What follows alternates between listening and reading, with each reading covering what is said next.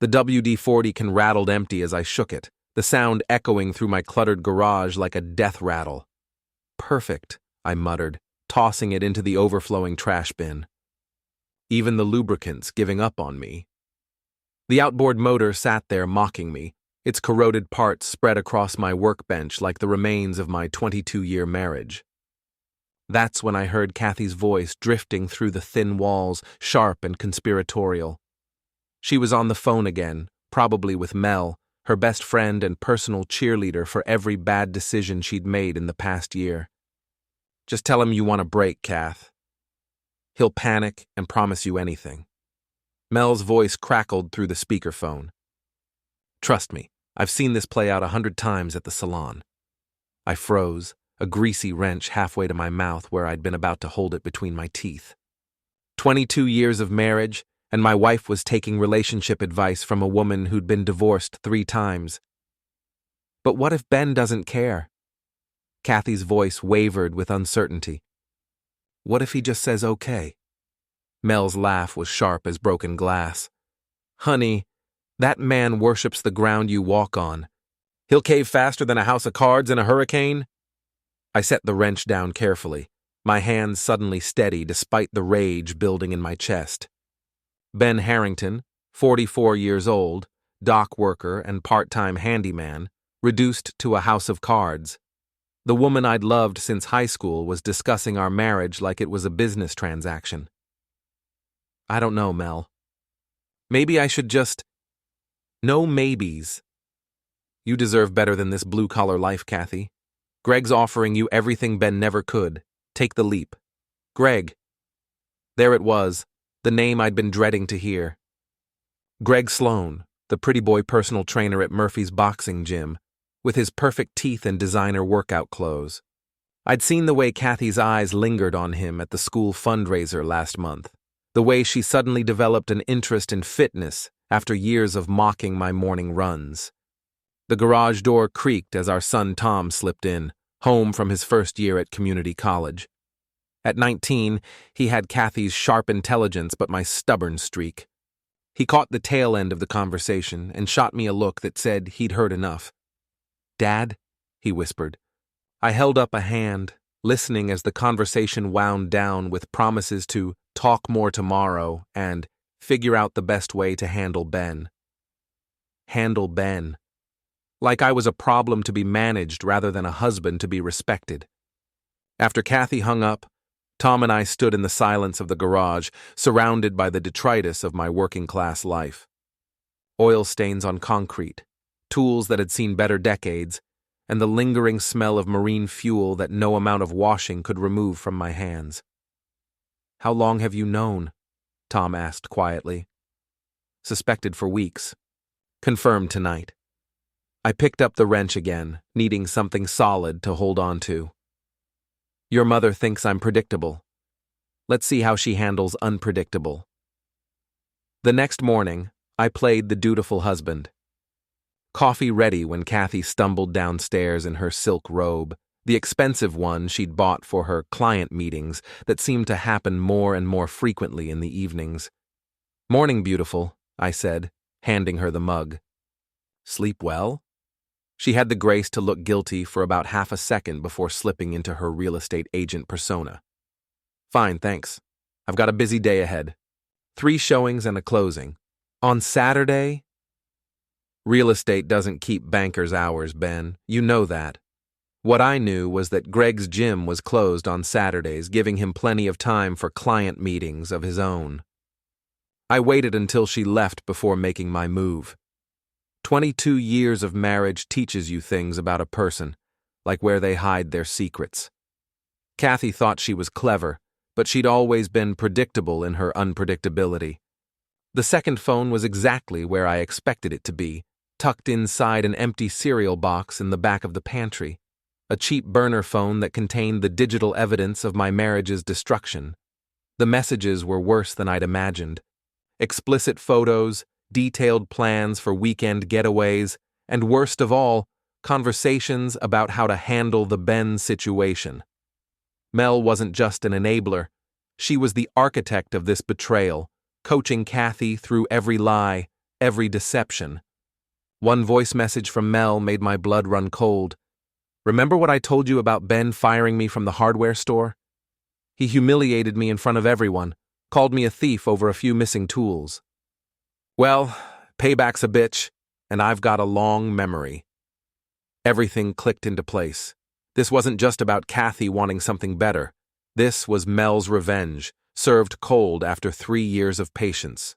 She'd manipulated my wife into an affair to destroy my life, using Greg as the weapon and Kathy as the ammunition. I photographed everything, uploaded it to a secure cloud account, and put the phone back exactly where I'd found it. If they wanted to play games, I'd show them what a real player looked like. Murphy's boxing gym squatted on Harbor Street like a brick toad, all function and no beauty. The smell of sweat and leather hit me as I pushed through the glass doors, along with the rhythmic pounding of gloves on heavy bags. Greg was in his element, strutting around in designer workout gear that probably cost more than I made in a week. His white Audi was parked outside, pristine and gleaming like his perfect smile. "Ben!" He turned on the charm like a faucet. "Didn't expect to see you here." "Finally ready to get in shape?" "Just checking out the facilities," I said, letting my eyes wander around the gym. "Kathy's been talking about joining. Says you give excellent personal attention." His smile flickered for just a moment. "Your wife's a dedicated woman, really committed to her goals." "Oh, I know exactly how committed she is." I wandered around the gym, making small talk with other members, asking questions about Greg's training methods and professional background. Amazing how much people will tell you when you show genuine interest. On my way out, I accidentally brushed against Greg's precious Audi, leaving a perfect greasy handprint on the pristine white paint. "Oops," I said, loud enough for him to hear through the window. "Consider it a signature." That evening, Kathy came home with the performance I'd been expecting. She'd rehearsed it with Mel, probably practiced in the mirror of some hotel room after her afternoon with Greg. "Ben, we need to talk." I looked up from the television, remote in hand, picture of domestic contentment. "Sure, honey. What's on your mind?" "I think we should take a break. Some time apart to figure out what we really want." The words hung in the air between us like smoke. In her script, this was where I was supposed to panic, beg, promise to change. Instead, I smiled. "Funny you should mention that. I just got my transfer papers approved for the Portland docks. Better pay, better hours. Looks like we both get our wish." Her confident expression crumbled like a sandcastle at high tide. "Transfer? When did you—" "Last week. I was going to surprise you, but it sounds like you've got your own surprises planned." I stood up, stretching like I didn't have a care in the world. "I'll start looking for an apartment up there. Give you all the space you need." Through the window, I spotted Mel's car parked 2 blocks away, just close enough to provide moral support, but far enough to maintain plausible deniability. I snapped a quick photo with my phone. "Ben, wait. I didn't mean—" "No takebacks, Kathy. You want a break? You've got one." The school fundraiser was held in the gymnasium, decorated with crepe paper streamers and the desperate cheerfulness that only small-town events can muster. Half the town was there, including Kathy, Mel, and Greg, who'd arrived separately but somehow ended up clustered together near the punch bowl. I worked the room like a politician, shaking hands and making small talk with neighbors I'd known for decades. Mrs. Trask, the town's unofficial gossip coordinator, was particularly interested in my upcoming move to Portland. "Such a shame," she clucked, her eyes bright with curiosity. 22 years of marriage, and suddenly you're both making big changes."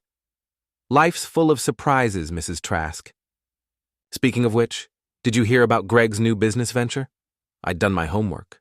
A few phone calls to friends in Portland had revealed some interesting information about Greg's side business selling fitness supplements that weren't exactly FDA approved. "He's been helping some of his clients with special performance enhancers," I said, just loud enough for the right ears to hear. Amazing what people will do to get an edge these days. The rumor mill started grinding immediately. By the time I made my way to the parking lot, Greg was waiting for me, his perfect composure finally cracking. "What the hell do you think you're doing?" He grabbed my shirt, pushing me against my truck. I laughed, the sound echoing off the empty cars. "Careful, Greg. Wouldn't want to chip your manicure." He swung at me, telegraphing the punch like he was directing traffic. I ducked easily, letting his momentum carry him forward, then brought my knee up just enough to double him over. "You might want to stick to training housewives," I said, brushing off my shirt. "Real fights don't come with safety mats." Tom was waiting by the truck, his face a mixture of pride and concern. "Dad, maybe you should..." "Should what?" "Let them destroy our family without a fight?" I put my hand on his shoulder. "Sometimes, son, you have to show people who they're really dealing with." Davy's Bar was the kind of place where working men went to forget their troubles, not create new ones. The owner, Dave Murphy, had been my friend since high school and a cop for 20 years before buying the bar. If anyone understood justice, it was Davy. "Don't get caught," he said, sliding a beer across the scarred wooden bar.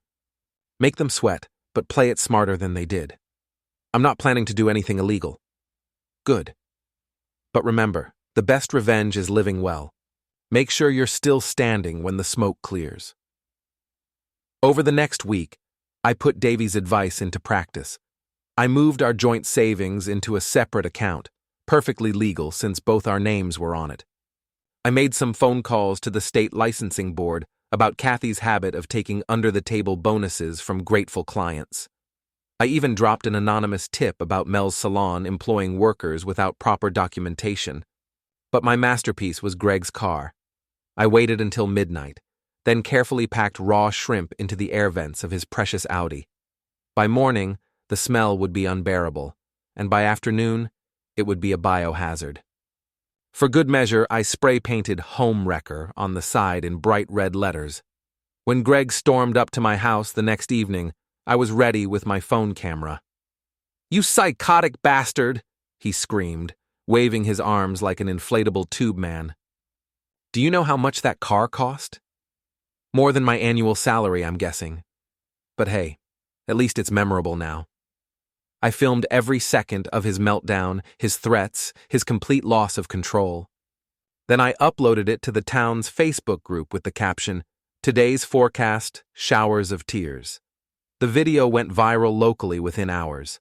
But the real revelation came when I reviewed the security footage from Mel's salon. There she was, sneaking into Greg's condo building at 2 a.m, using a key she clearly wasn't supposed to have. The pieces fell into place like dominoes. Mel hadn't just orchestrated Kathy's affair. She was having her own relationship with Greg. She'd played my wife like a violin, manipulating her into destroying our marriage while she pursued the same man. It was time for the final act. I sent identical text messages to Kathy, Greg, and Mel. "Tom's in trouble at the beach house. Come alone. Don't call the police." The old Weatherby place had been empty for months, a weathered gray cottage perched on the rocks overlooking Penobscot Bay. I'd installed battery-powered cameras in every room, hidden behind picture frames and inside old books.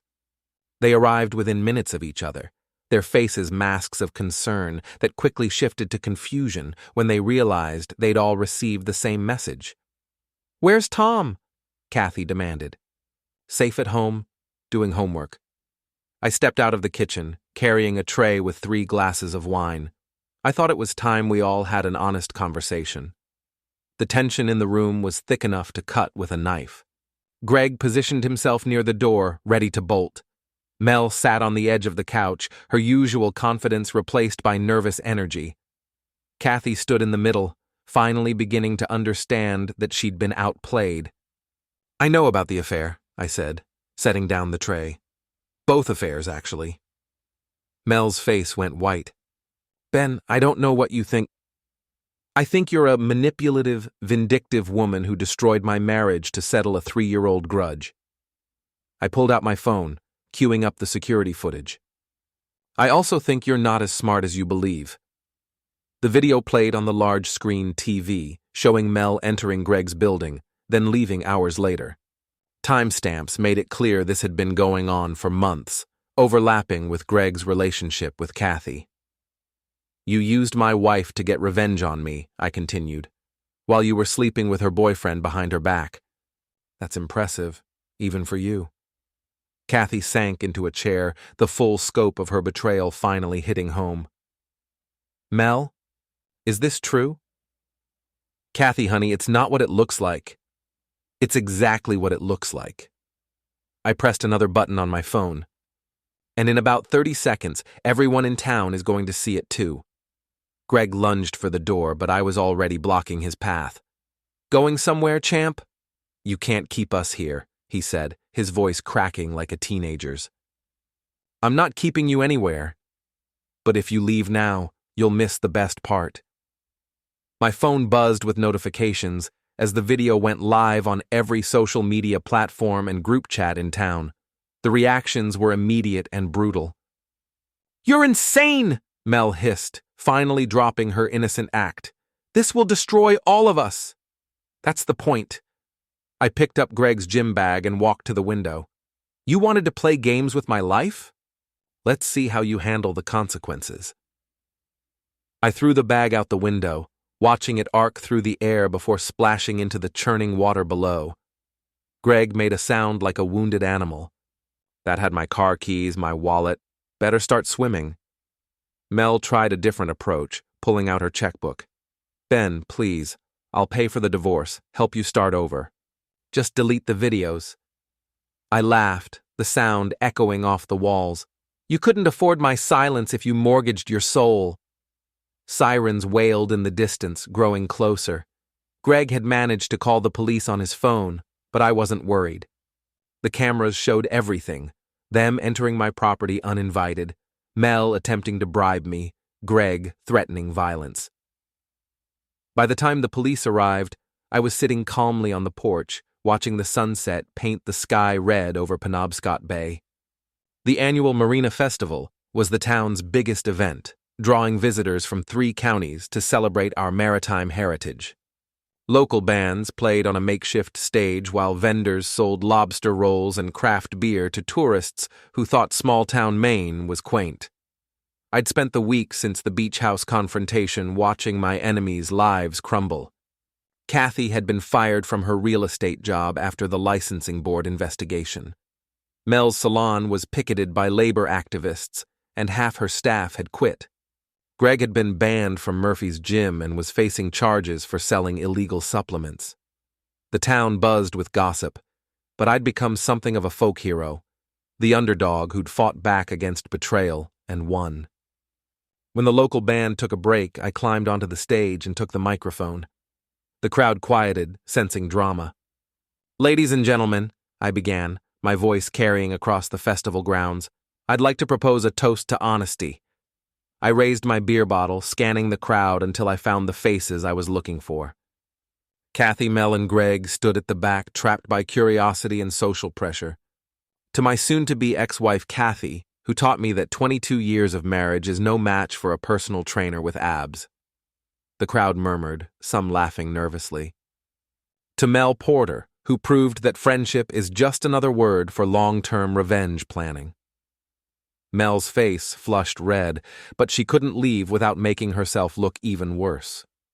And to Greg Sloan, who showed me that stealing another man's wife is easier than earning an honest living. Greg pushed through the crowd, his face twisted with rage. You son of a... He swung at me again, but this time there were hundreds of witnesses. I sidestepped easily, and his momentum carried him straight into a pile of lobster traps. He went down hard, tangled in rope and netting, while the crowd erupted in laughter. Careful there, Greg, I called out. Those traps are harder to escape than you think. As he struggled to free himself, Kathy's new boss approached her with a termination letter. The licensing board had found evidence of multiple violations, and her real estate career was officially over. Mel's salon girls surrounded her, demanding back pay and answers about their immigration status. The woman who'd orchestrated so much chaos was finally facing the consequences of her actions. I handed the microphone back to the band leader and walked away, the sound of fireworks beginning to pop and crackle overhead. The crowd was still buzzing, already turning tonight into the kind of story that would be told for years. Tom was waiting by my truck, a proud smile on his face. Think they learned their lesson? I looked back at the festival, where 3 people were discovering that actions have consequences, and revenge is a dish best served with an audience. They wanted a villain, I said, starting the engine. So I gave them the monster they deserved.